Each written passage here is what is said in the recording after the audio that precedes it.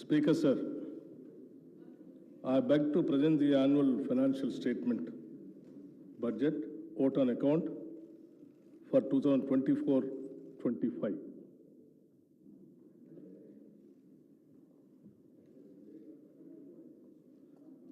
గౌరవ అధ్యక్ష,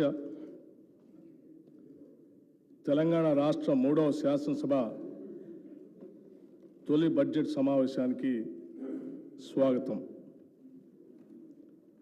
మార్పును కోరుతూ స్వేచ్ఛ సాధించుకున్న తెలంగాణ ప్రజానికానికి మనస్ఫూర్తిగా నమస్కరిస్తున్నాం.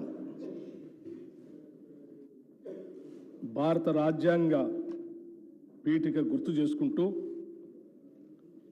పౌరులెల్లరకు సామాజిక, ఆర్థిక, రాజకీయ న్యాయమును, భావము, భావ ప్రకటన, విశ్వాసము, ధర్మము, ఆరాధన వీటి స్వాతంత్రమును అంతస్తులోనూ అవకాశంలోనూ సమానత్వంలో చేకూర్చుటకు ఈ స్ఫూర్తితో మీ ముందుకు ఈ బడ్జెట్తో వచ్చాం. తెలంగాణ త్యాగమూర్తులు ఏ ఆశయాల కోసం ఆత్మార్పణ చేశారో వాటిని సాధించడం కోసం, వారి కలలను సాకారం చేయడం కోసం, వాటిని ఆచరణలోకి తీసుకొని రావటం కోసం ఈ సమావేశాల్లో మా కార్యాచరణ మీ ముందు ఉంచబోతున్నాం. కొందరి కోసం మాత్రమే అందరూ బతకాలి అనే నిరంకుశ విధానాలను ఎదిరించిన తెలంగాణ ప్రజలు ఇప్పుడు నిజమైన అభివృద్ధి వైపు అడుగులు వేస్తున్నారు.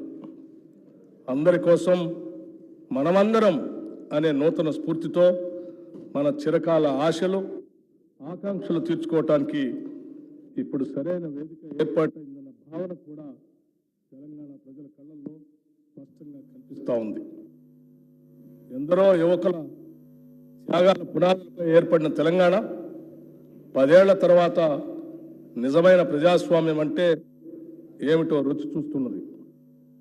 ఈ నేపథ్యంలో మనం ఈ స్వేచ్ఛ తెలంగాణలో తొలి బడ్జెట్ను ప్రవేశపెట్టుకోవటం ఎంతో ఆనందకరమైన విషయం.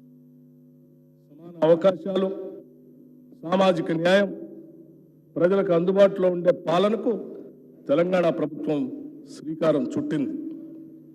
రైతులు, యువకులు, మహిళలు, నిరుపేదల జీవితాల్లో మరిన్ని వెలుగులు నింపేందుకు పూర్తి స్థాయిలో చర్యలు తీసుకుంటున్నాం.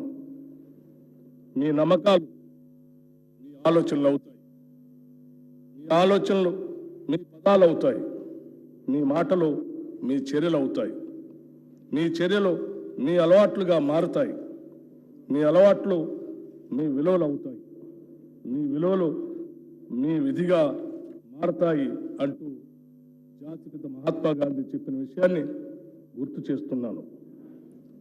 తెలంగాణ ప్రజల జీవితాల్లో గుణాత్మక మార్పు తీసుకురావాలనేది మా కృతనిశ్చయం. అందుకు అనుగుణంగా మా హామీలు ఉండటం వల్లనే తెలంగాణ ప్రజలు మమ్మల్ని నమ్మారు. ఆ నమ్మకాన్ని నిలబెట్టుకోవటానికి ఈ ప్రజాప్రభుత్వం ఎంతటి సాహసాన్నైనా చేస్తుంది, ఎంతటి కష్టాన్నైనా భరిస్తుంది. ప్రజలకు నిజమైన ప్రతినిధులుగా మేము ఎంతటి త్యాగానికైనా సిద్ధంగా ఉన్నాం. పాలకులకు, ప్రజలకు మధ్య ఉన్న ఇనుప కంచెలు తొలగించడంతో ప్రారంభమైన మా ఈ ప్రజాపాలన మరింత పటిష్టంగా ముందుకు సాగుతుందనటంలో ఎటువంటి సందేహం లేదు. నిస్సహాయులకి సహాయం చేయటమే మా విధానం, ఇదే మా లక్ష్యం. తెలంగాణ ప్రజల దశాబ్దాల ఆకాంక్షను గౌరవిస్తూ 2014లో ప్రత్యేక రాష్ట్రాన్ని ఏర్పాటు చేసిన నాటి యూపీఏ ప్రభుత్వానికి ఈ ప్రక్రియలో కీలక పాత్ర పోషించిన నాటి యూపీఏ చైర్పర్సన్ శ్రీమతి సోనియా గాంధీ గారికి మరియు నాటి ప్రధాని డాక్టర్ మన్మోహన్ సింగ్ గారికి 4 కోట్ల తెలంగాణ ప్రజల తరఫున కృతజ్ఞతలు తెలుపుకోవటం మా కర్తవ్యం మరియు మనందరి బాధ్యత. స్వరాష్ట్రం కోసం ప్రాణాలు అర్పించిన ఎందరో అమరవీరులకు మరొకసారి సభావేదికగా నివాళులు అర్పిస్తున్నాం.